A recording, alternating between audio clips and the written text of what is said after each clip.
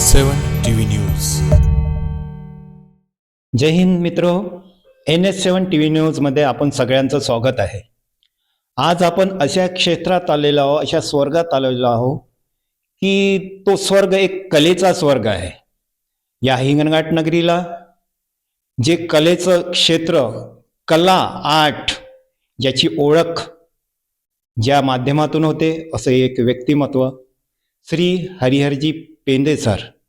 जिथे कलेचा विषय येतो तिथे सरांचं नाव मोठ्या आदराने घेतल्या जाते आणि या हिंगणघाट नगरीचं सौभाग्य आहे की असे कलावंत या हिंगणघाट नगरीला लाभले आहे।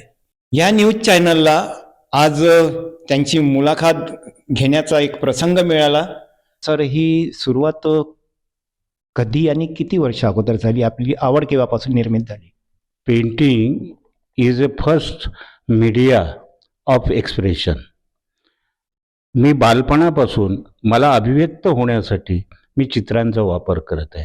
माझे वडील स्वतः एक ट्रेडिशनल पेंटर होते आणि या मातीचं एक वैशिष्ट्य आहे, इथं याच्या आधीही काही कलावंत मंडळी होऊन गेलेली आहे। प्रत्येक गावात हा संस्कृतीचा भाग आहे। तर त्यांचं काम पाहत असताना इथे पूर्वीपासून कलेबद्दल एक आस्था होती। एक बिडकराचं मंदिर होतं इथे, सुंदर, आजही आहे, त्याच्यावर सुंदर शिल्पांकन होतं। ते बघून आम्ही इन्स्पायर झालो आणि चित्रकलेकडे आम्ही वळलो। आणि चित्रकला ही काय आहे तर हा आत्म्याचा एक आविष्कार असतो। चित्र पाहून काढणं आणि करून पाहणं याच्यामध्ये खूप अंतर असतं। पाहून काढलेला आपण इमिटेशन म्हणतो, ते कलाकृती होऊ शकत नाही, की ते चित्र होऊ शकत नाही। तर चित्र हे स्वतः आतून आलं पाहिजे आणि जे आतून येतं, जे काही कलावंत भोगतो, पाहतो, आपला समाज पाहतो, अवतीभोवतीचं जसं जग जे असते तेच जग तो त्या चित्रामध्ये चित्रित करीत असतो। असा हा प्रवास आहे आणि हा प्रवास जवळपास 4 दशक झाले मी या गावामध्ये, या मातीमध्ये चित्रनिर्मिती करतो आहे। चित्रनिर्मिती म्हणजे चित्र कशाला म्हणायचं, कसं चित्र असतं, ते कसं घडत जातं? तर चित्र हे घडत जातं जसं एखाद्या गर्भाला एक सजीव गर्भ असतो आणि त्या सजीव गर्भाला जसे अवयव फुटत जातात एक एक एक एक एक एक आणि मग ते बोलायला लागतं, ते मग बाहेर येतं, टाहो फोडतो, तसंच कलाकृतीचं असतं। कलाकृती ही टप्प्याटप्प्याने घडत जाते आणि घडल्यानंतर ती संवाद साधते। चित्राचं माध्यम जे आहे ते रंग आणि रेषा आहे, शब्द नसते। शब्दामध्ये चित्र व्यक्त होऊ शकत नाही आणि हा जो सृजनशीलतेचा जो भाग आहे हे एक सृजन असतं। कलावंत काय करतो? कलावंत निर्मिती करत नाही, नवीन निर्मिती नाही करत, तो पुनर्बांधणी करतो आणि पुन्हा एक रचना करतो। ती रचना लोकांच्या समोर ठेवतो, तो निर्माण काहीच करत नाही। अवतीभोवती असलेलं तेच तुमच्या समोर ठेवतं। कलावंताचं काम एकच असतं की हा समाज जे सुखदुःखाची चादर पांघरून झोपलेला आहे ती चादर फाडून त्यांचं सुखदुःख हे पुन्हा समाजासमोर मांडणं। मला जे अवलोकन आहे माझं आणि जी माझी अनुभूती आहे, मी जो अनुभव घेतलेला आहे तो अनुभव असा आहे, जसं आता हे ड्रॉइंग आहे, याला आपण ड्रॉइंग म्हणतो। ड्रॉइंग आणि पेंटिंग याच्यामध्ये फरक असतो। पेंटिंगमध्ये रंग लेपन असतं, हे काळ्या इंकने पेपरवर केलेलं ड्रॉइंग आहे। याच्यामध्ये हे फिगरेटिव्ह आहे, म्हणजे लोकांना कळेल। आता याच्यामध्ये मी मानवी अवयव ओठ घेतलेले आहे। ओठ शिवणं म्हणजे तुमच्या बोलण्यावर बंदी असणं, हे प्रतिकात्मक आहे अगदी। आणि त्याच्या खाली भीड आहे, भीड बसलेली आहे, त्याचं दिशादर्शन एक वर आहे ना, एक कोंबडा दाखवलेला आहे। दिशादर्शक यंत्रामध्ये कोंबडा वर असायचा आणि त्याची दिशा दाखवली, ॲरो आहे त्याला। आणि या एकीकडे हे सर्व हे दाखवत असताना खाली खुर्ची आहे खालच्या भागामध्ये आणि जी खुर्चीची रस्सीखेच सुरू आहे। सर्व हे चित्र पुढच्या येणाऱ्या काळाची नांदी आहे।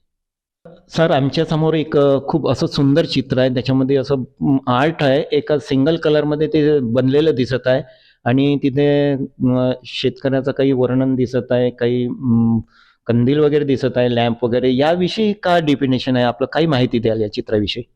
हे बघा, हे चित्र जे आहेत पूर्णपणे सिम्बॉलिक असतं. त्याच्यामध्ये त्या सिम्बॉलच्या द्वारे आपण काहीतरी बोलत असतो. तर या चित्राकडे बघितल्यानंतर असं दिसेल की इथे एक घड्याळ आहे. घड्याळ हे वेळेचं प्रतीक आहे, काळाचं प्रतीक आहे.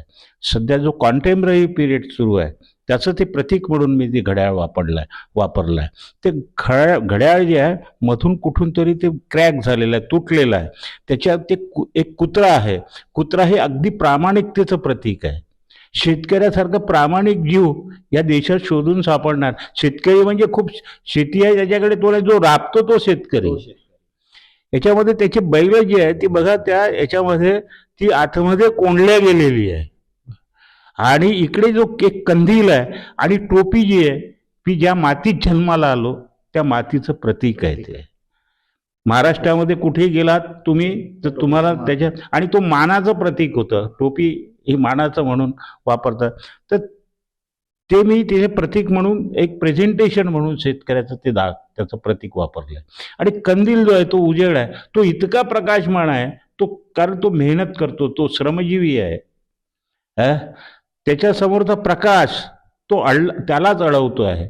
त्याचा जो स्वयं तो प्रकाशित आहे, तो स्वतः कष्ट करतो आहे, तोच त्याला की नाही नाडतो.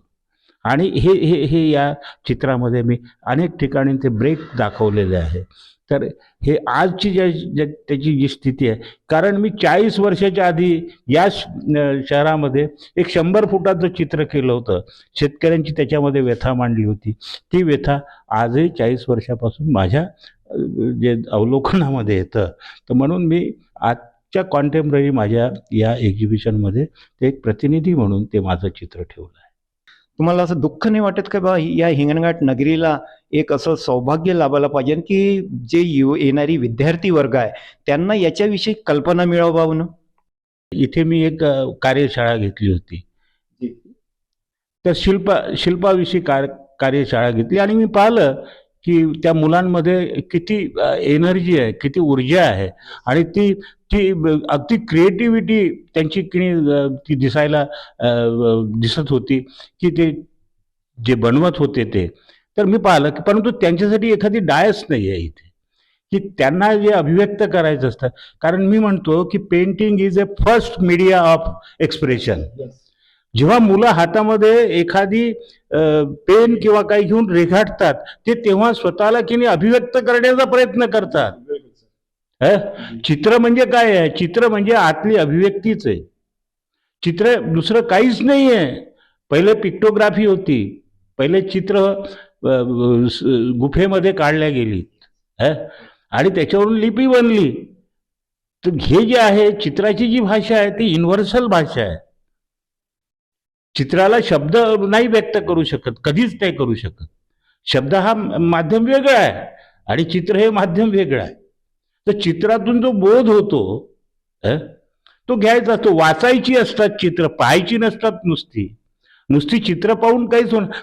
ते बोलताय, तो संवाद साधतात. चित्र आपल्याला संवाद साधता आलं पाहिजे. आणि याच्यासाठी प्रायमरी स्टेजवर मुलांमध्ये असणाऱ्या सुप्त गुणां त्यांनी काढलेली चित्र. मी आता एक प्रयोग केला आहे माझ्या या ज्या चित्र प्रदर्शन होणार आहे आता, त्या चित्र प्रदर्शनामध्ये मी एक प्रयोग केला. तर मी एक 5 वर्षाच्या मुलाला चित्र काढायला सांगितलं. मी सांगितलं, तो पाहून मला पाहून त्यांनी चित्र काढली काही. आणि मग मला एक लक्षात आलं की ही चित्र इतकी सरळ, साधी आणि बोलकी आहे. याचं कारण काय असेल तर त्या पोराची त्या इनोसन्सी, त्याचं जे निष्पापपण आहे. चित्रनिर्मितीला निष्पाप असावं लागतं. कुठल्याही आतमध्ये जर पूर्वग्रह दूषित असेल तर चित्र हे सुंदर होऊ शकत नाही. कारण चित्र हे सत्यम शिवम सुंदराची गोष्ट करतं. आणि जेव्हा मला की नाही माहीत होतं, पूर्वी या गावात गॅलरी नव्हतीच, मी भिंतींना की नाही चित्रकविता ही चळवळ दिली होती. आणि भिंतींना शब्द देणारा चित्रकार म्हणून माझ्यावर आर्टिकल लिहिलं लोकांनी, पत्रकारांनी. तर ते जे लोन होतं, कारण मला माहीत होतं कविता ही पुस्तकात बंद राहण्यापेक्षा ती लोकांपर्यंत मी शब्द आणि चित्र दोघांचा संयोग करून एक शब्दाकार समूहाची स्थापना केली होती आणि ह्या गावातल्या भिंतीच मी कॅनव्हास करून टाकल्या होत्या. आताही मी जे काम करतो, आता इथे नाही आहे, गॅलरी नाही आहे, इथल्या लोकांनी त्याच्याकडे थोडंसं आणि याकडे इथलं शासन प्रशासन हे लक्ष देऊ शकतं, त्यांनी करावं असं काहीतरी. एक्झिबिशन होणार आहे याच्याबद्दल आपण काय सांगणार काही? जवाहरलाल दर्डा आर्ट गॅलरी नागपूर इथे दिनांक 11 जानेवारी ते 14 जानेवारीपर्यंत माझ्या चित्रांचं प्रदर्शन होणार आहे. आणि या प्रदर्शनामध्ये मी हा जो माझा रंग आणि रेषेचा जो सृजनशील प्रवास आहे हा मी चित्ररूपाने तिथे मांडतो आहे. हे त्यांनी सर्व बघावं आणि हे अगदी प्रेरणादायी राहणार आहे आणि सुंदर राहणार आहे. तो एक नवीन अनुभव राहणार आहे. तर प्रत्येकाने या चित्र प्रदर्शनाला भेट द्यावी, अवलोकन करावं, बघावं आणि आनंद घ्यावा. धन्यवाद सर. आपण NS7 TV न्यूजच्या माध्यमातून जी प्रेक्षकांना आमच्या माहिती दिली, NS7 TV न्यूजतर्फे आपलं स्वागत आहे. एक शेवट आमच्या चॅनलसाठी तुमचं काय म्हणजे मनोगत रे? मी सर्वात आधी अगदी मनस्वीरित्या या चॅनलला आपल्या शुभेच्छा अर्पण करतो आणि पुन्हा भविष्यामध्ये हे चॅनल फार मोठं व्हावं आणि प्रत्येक इथला प्रश्न यांनी अगदी ऐरणीवर मांडावा अशी मी अपेक्षा करतो आणि पुनश्च आपले आभार मानतो. धन्यवाद सर. हे होते आमच्यासोबत श्री हरिहरजी पेंदे सर. त्यांनी या चित्राविषयी, आपल्या कलेविषयी सविस्तर माहिती आपणा या चॅनलच्या माध्यमातून दिलेली आहे.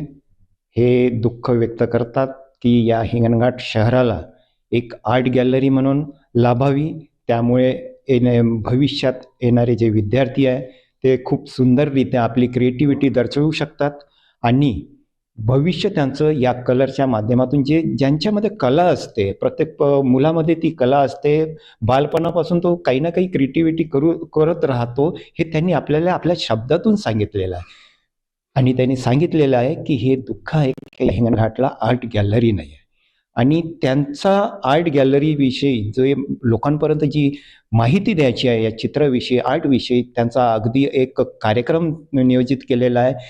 11 जानेवारी ते 14 जानेवारी नागपूरला दर्डा आर्ट गॅलरीमध्ये त्यांचं एक प्रदर्शन होणार आहे.